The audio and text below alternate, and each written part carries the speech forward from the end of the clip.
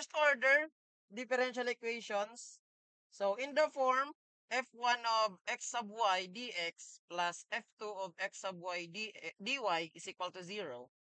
So masasabi natin na this is first order differential equation since yung derivatives natin, ayan, yung derivative dito is in the first order and also dito. So also, given na meron tayong function na dy over dx is equals to the function of x sub y, naka-first order din yung derivative natin dito. First order lang, meaning first derivative. So we have different types of first order differential equation. Una is the variable separable. From the word itself, variable separable, we were gonna separate the different variables sa magkaibang side ng equation. On the different side of the equation, paghihiwalayin natin yung dalawang variable natin. That's how we solve variable separable. Dito sa homogeneous, itetest natin yung homogeneity ng equation. Same with the exact and non-exact, we will test for the exactness ng differential equation. And then, pagdating sa linear differential equation and Bernoulli's, ibang approach naman yung gagawin natin dito. Okay, so let's start dun sa ating variable separable differential equation.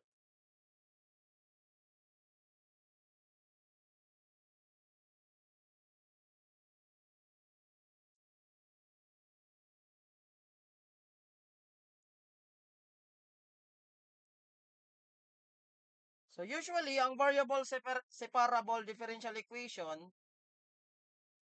say example, we have a differential equation in the form f1 of x dx is equals to plus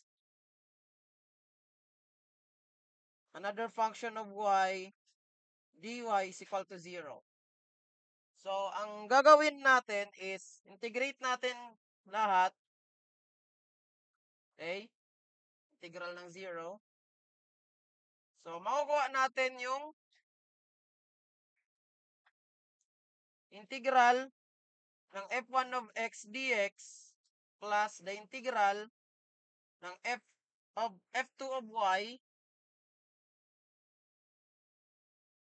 dy is equal to the integral ng 0. Okay? So, ito, kukunin natin yung integral nito. f1 of x dx plus integral ng f2 of y dy is equals to constant. So, meron tong another form.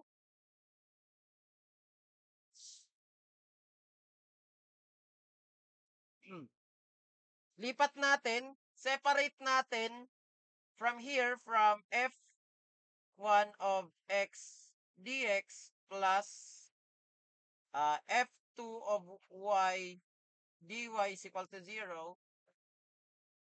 Lipat natin, say example, lipat lang natin, f1 of x dx is equals to f2 of y dy. So, di ko na muna ni-negative to since pag ni-negative, that is still a function of y. Okay? Function of y dy. Ito yung another form natin. Diyan. So, pag in-integrate natin ito, plus ito, so, di ba, ang kakalabasan magiging integral ng f1 of x dx is equals to the integral ng f2 of y dy plus meron tayong constant of integration c since mag-integrate nga tayo. Ito yung solution sa ating variable separable. Example, find the general solution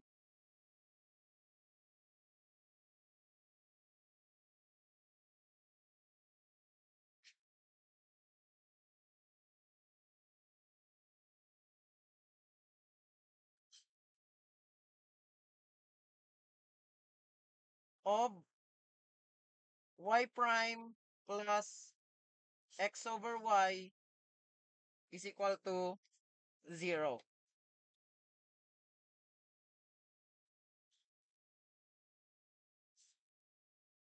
Okay. So by means of variable separable, isa-separate natin yung dalawang variables natin. Okay? So, 'di ba? Ang solution for our solution, kunin muna natin yung y prime plus x over y is equal to 0. We all know that y prime is equal to dy over dx, 'di ba? Y prime is equal to dy over dx plus x over y is equal to 0. So, alisin natin yung mga variables natin or yung mga denominator. Alisin natin yung mga denominator na yan. So, multiply natin ito by y para malis yung y dito. Tapos dx para malis naman yung dx dito. Okay? So, dy over dx times y dx. So, di ba magka-cancel out ito?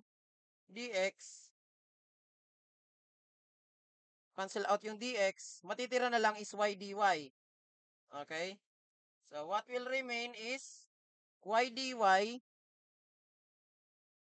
plus, ito naman, magka-cancel out yung y. Naiwan is x dx. Yan.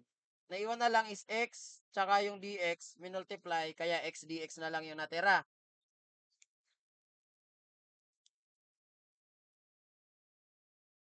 Is equals to 0 times y dx.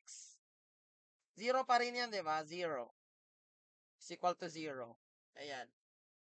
Then, di ba, from the formula, ganito, integrate na natin yung in terms of x, tapos in terms of y, or we can separate the variables. Yung mga x dx, dalhin natin dito, yung x dy, dalhin natin sa kabila, or itong y dy, iwan natin dyan, itong x dx, dalhin natin sa kabila. Or we can integrate na dito diretso. Integrate natin lahat. Yan yung dalawang possible solution. So this time, lipat natin, separate natin yung variables. Y dy is equals to negative x dx. So, plus 0, huwag na natin ilagay. And then, we will integrate both sides. Recall, kung naaalala, that the integral ng u raised to n du is equals to u raised to n plus 1 over n plus 1 plus c. Ayan. So, di ba, yan yung integral ng ating power formula. Since power formula to. So, ito, pag in-integrate natin, di ba, magigitong y squared over 2 is equals to negative. Ito naman magiging negative x squared over 2. Yan. Negative. Ang integral nito is x squared over 2. Ang integral naman nito is y squared over 2. Plus yung arbitrary constant natin. Okay? Plus yung arbitrary constant. Now, eliminate natin itong 2 by means of multiplying lahat, both side of the equations by 2. So, ang mangyayari is, may eliminate na itong 2, may iwan na lang is y squared is equals to negative x squared plus 2c. Now, ang constant, di ba, ang c natin dyan is a constant. Pag minultiply mo ng constant or ng whole number, constant pa rin. So, pwede na natin siyang ilagay as simply c na lang. Since kapag ka ang constant, minultiply ng whole number, constant pa rin yan, di ba? So, c na lang siya, constant of integration. Okay? So, ito, pwede na itong sagot or pwede nating ilipat ito sa kabilang side para ang maging final answer natin, maging siyang x squared plus y squared is equals to c. Ito yung tinatawag natin na general solution. Ito yung kanyang general solution.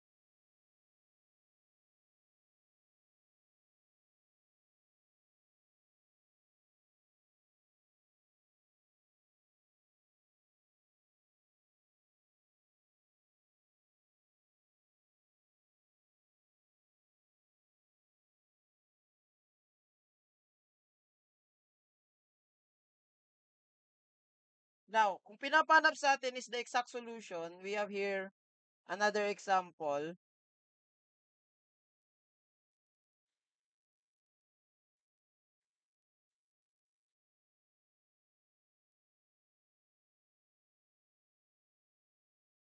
Solve the differential equation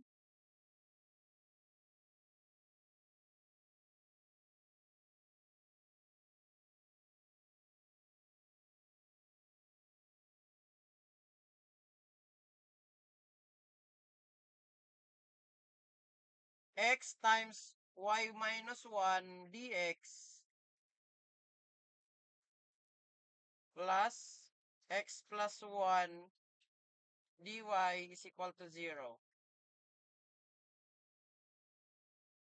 Na meron tayong initial condition that if y is 2, when x is 1, then we need to determine daw y when x is equal to 2. Yan. Okay, so here we're going to solve the differential equation x times y minus 1 dx plus x plus 1 dy is equal to 0. Given that, yung initial condition natin, if y is equals to 2 when x is equals to 1. Yan yung initial condition. Then we need to determine daw yung y kung ang x natin is equals to 2. Now, for our solution, by means of variable separable, okay, galing dito sa original equation natin na x times y minus 1 dx plus x plus 1 dy is equal to 0. Okay. So, isa-separate natin yung x at saka yung y. Okay? Isa-separate natin siya. Pagsasama-samahin natin yung lahat ng x sa kabilang side, sa left side ng equation, and lahat ng y sa kabilang side. So, ang gawin muna natin is ilipat natin itong isang function. So, magiging siyang x times y minus 1 dx is equals to negative x plus 1 dy. So, since kailangan ko may y dito, so, ililipat ko itong y dito sa part na to. So, i-divide ko to by y minus 1, both sides, para maalis ko yung y minus 1 dito. And also, i-divide ko ito ng x plus 1, para maalis ko naman yung x plus 1, divide ko rin both sides by x plus 1. Kumbaga, lahat ng may x, lalagay ko dito, lahat ng may y, ilalagay ko dito. Kaya, dinivide ko yan ng mga yan. So, then, may eliminate yung y minus 1, may eliminate yung x plus 1. So, ang mga matitira na lang is x dx over x plus 1. Okay? And sa kabila is negative dy over y minus 1. So, yan na lang yung natitira. Then, i-integrate natin. Integrate both sides. Pero ito, since merong x plus 1 dito, so, pag ganito kasi is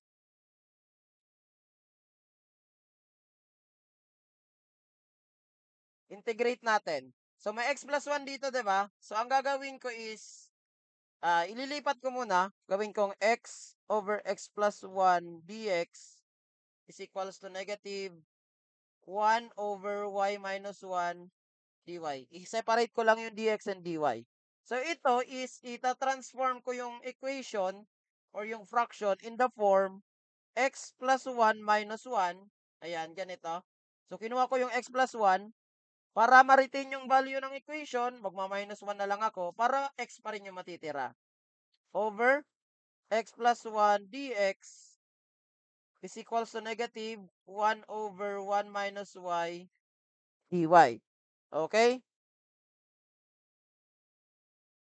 Next is, pwede ko itong paghiwalayin, yung x plus 1 over x plus 1 minus 1 over x plus 1. Yan yung goal ko para mapaghiwalay itong dalawang equation na to. Kasi ito medyo mahirap pa to i-integrate.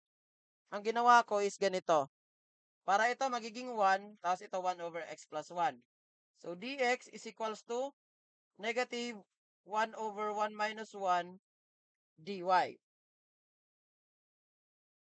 So, ito, di ba, sabi ko nga kanina is magiging 1 na to. Tapos, multiplyan natin ng dx, kaya matitira na lang is dx minus dx over x plus 1 is equals to negative dy over y minus 1. Now, recall na yung integral ng du over u is equals to ln of u. Diba?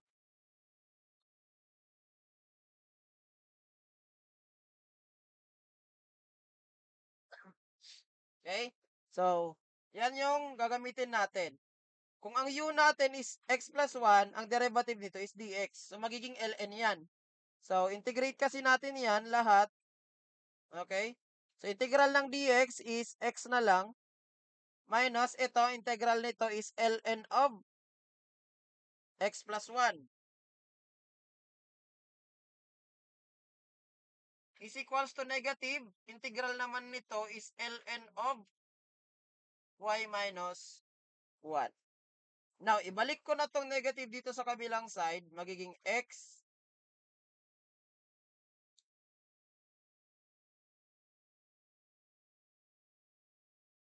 minus ln of x plus 1 plus ln of y minus 1. Ayan. Ito x minus ln of x plus 1. Itong negative, lipat natin magiging plus. Is equal na siya sa 0. Now, kung naalala natin that the ln of A minus ln of B is equals to ln of A over B. Diba? Ganito yan. Kasi pwede nating i-rewrite itong equation. Unahin natin itong plus. X plus ln of y minus 1 minus ln of x plus 1 is equal to 0. Inuna ko to para mag-plus siya. Tapos ito minus yan, di ba? Kaya nag-negative. Yan. And using this, pwede kong sabihin na yung x plus, may plus c pa pala dito. Nalimutan ko, sorry. So, this is now equal to c.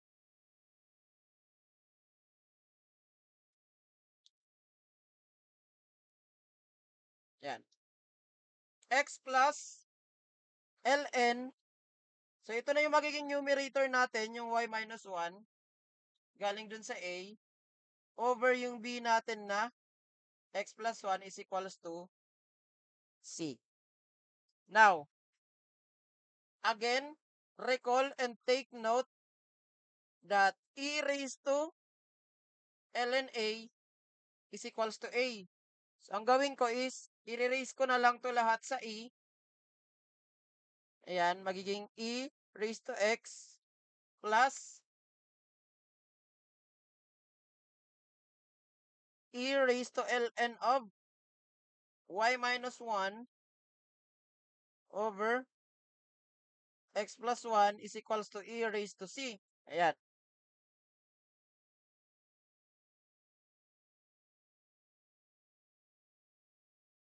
Okay?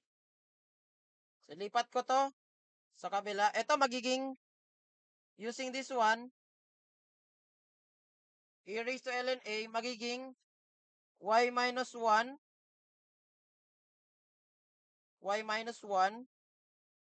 over x plus 1 is equals to e raised to c minus e raised to x. Kasi ililipat natin ito sa kabila, magiging minus e raised to x. Ayan.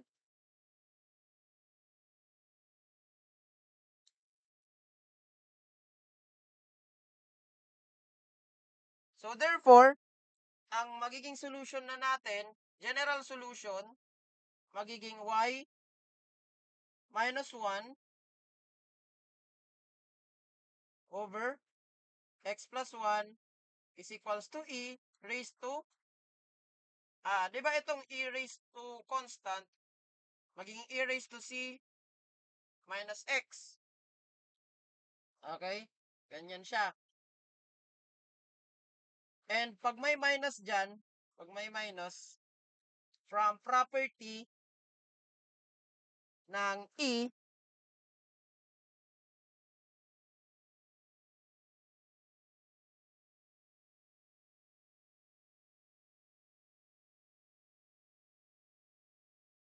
eto, from property ng e, so magigitong y minus 1 over x plus 1 is equals to e raised to c times e raised to negative x. Multiply na siya. Now, take note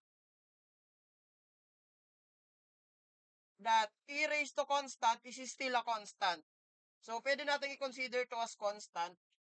Kaya magiging siyang y minus 1 over x plus 1 is equals to constant times e raised to negative x. So, ito na yung ating general solution.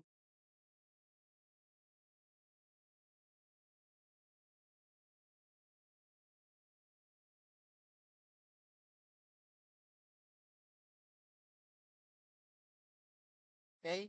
Pwedeng yan, or pwede natin na i-rewrite.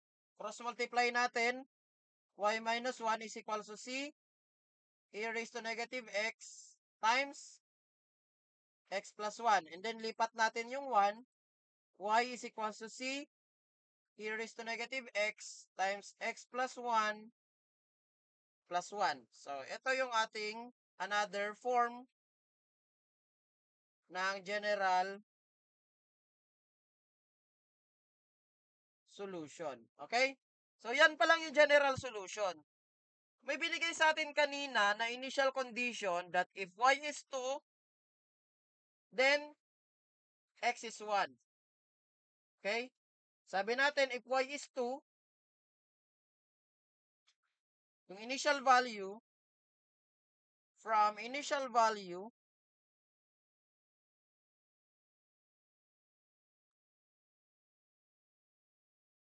that when x is 1, y is equals to 2. Kanina dun sa problem. So, solve kasi natin itong c. Kailangan makuha natin yung c. Substitute natin dito sa problem, magiging 2 is equals to c, e raised to negative 1 times negative 1 plus 1 plus 1. Ayan. Positive 1 pala. Hindi negative 1, sorry.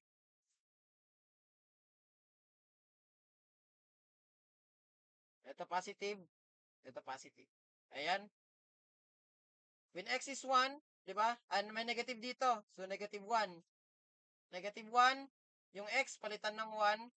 Then, plus 1, plus 1. Okay? So, magiging 2 is equals to 1 plus 1 is 2.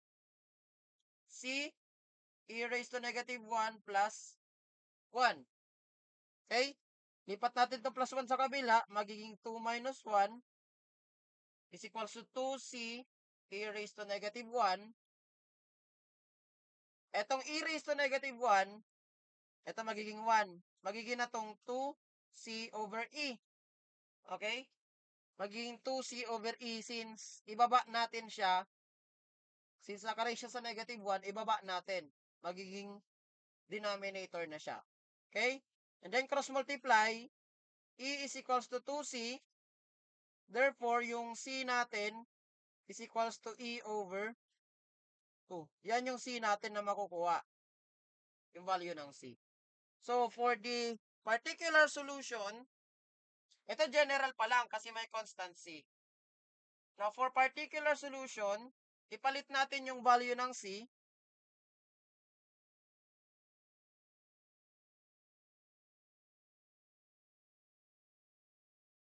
Palit natin yung value ng C. Ang mangyayari is yung Y is equals to C natin na E over 2 times E raised to negative X times X plus 1 plus 1. Okay? So, lipat. Y is now equal to 1 half. Separate ko lang itong 1 half para ma-multiply natin yung E at saka yung E raised to negative X times X plus 1 plus 1. Okay? Ang mangyayari, magiging na itong Y is equals to 1 half E raised to 1 minus X times X plus 1 plus 1. So, ito na yung tinatawag natin na particular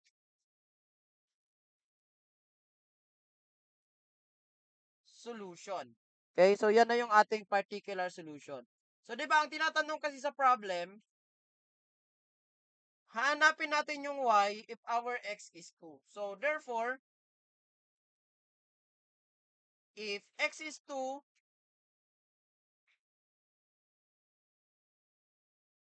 what is Y? Okay, substitute natin doon. So, Y is equals to 1 half E raised to 1 minus, yung X, palitan natin ng 2 times 2 plus 1 plus 1.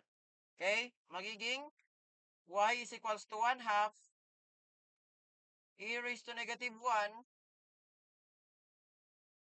times 3 plus 1. So, pwede tayong gumamit ng calculator na dyan. So, 1 half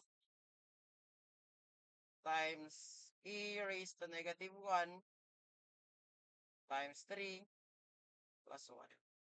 Makukuha natin yung value ng Y dito, which is 1.55 pag gumamit kayo ng calcu.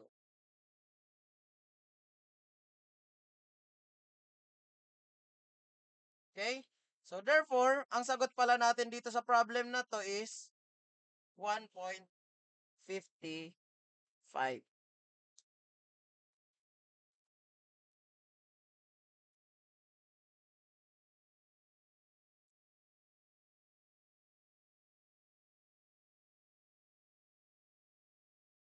Pero meron tayo nitong alternative solution.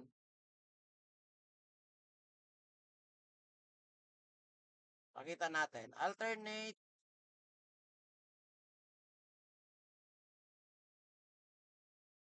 solution. Using integral. Tapos i-caltech na lang natin. Kunin ulit natin yung problem.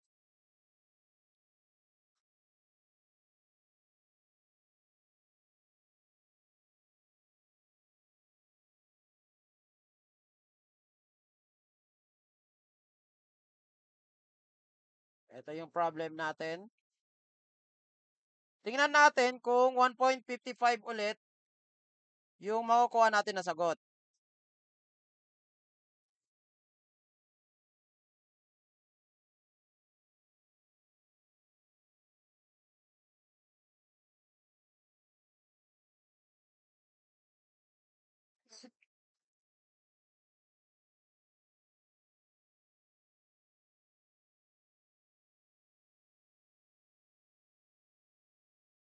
Okay? So, di ba, galing dun sa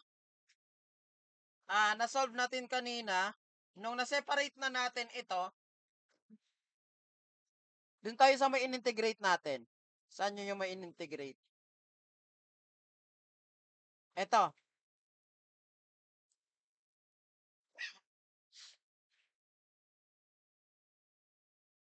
Dito sa part na to,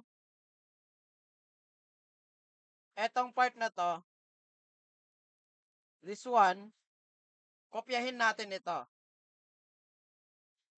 Ayan, dito sa part na to, ayan, yung x over x plus 1 dx is equals to negative 1 over y minus 1 dy.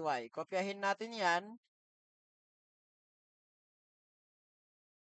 Yan yung gamitin natin sa alternate solution natin. Meaning, after natin ma-separate, okay,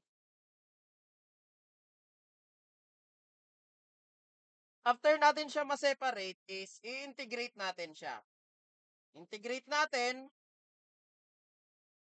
integrate, integrate.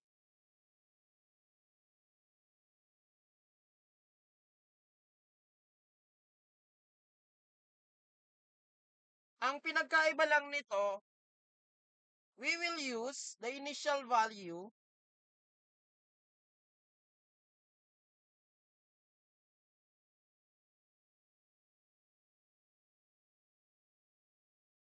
as our limit of integration. Okay? Kasi 'di ba meron tayong initial value na when y is 2, x is 1. When y is y, x is 2. Yun yung gagamitin natin. Ito yung mga lower limits, okay, ng x and y. Ito naman yung upper limit. Okay. From here, magiging na tong integral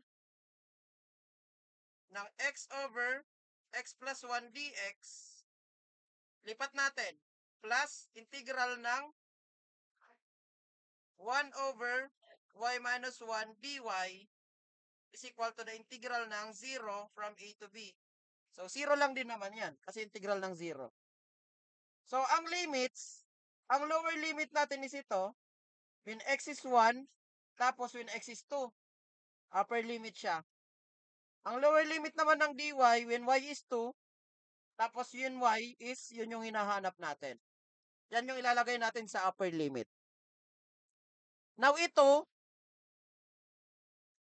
using calcu,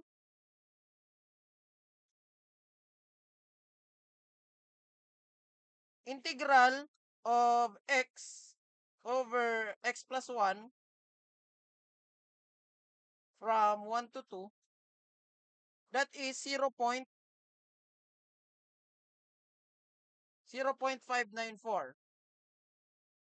0.594. 5. Plus, di ba ito, nung in-integrate natin is ln of y minus 1 from 2 to y is equal to 0. Ayan. Then, substitute natin yung values. Ito ilipat natin sa kabila. Magiging ln of y minus 1 from 2 to y is equals to 0 minus 0.5945.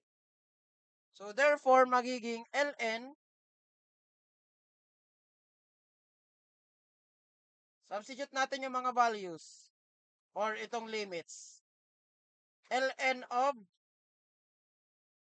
y minus 1 minus ln of 2 minus 1. Di ba upper limit minus lower limit? Is equals to negative 0.5945.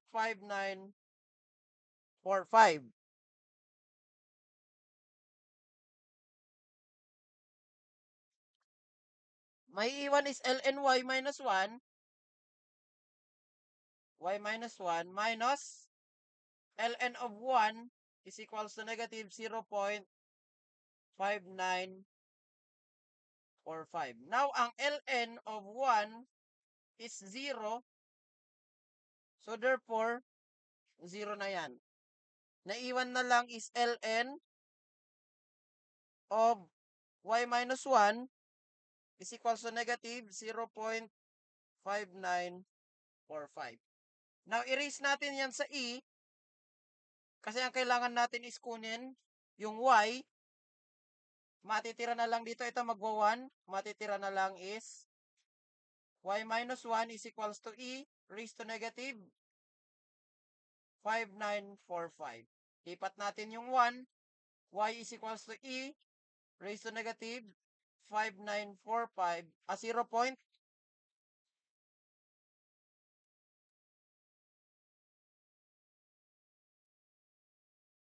0.5945.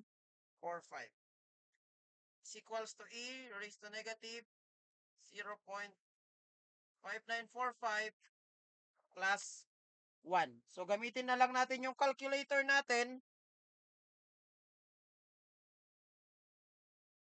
to solve alpha e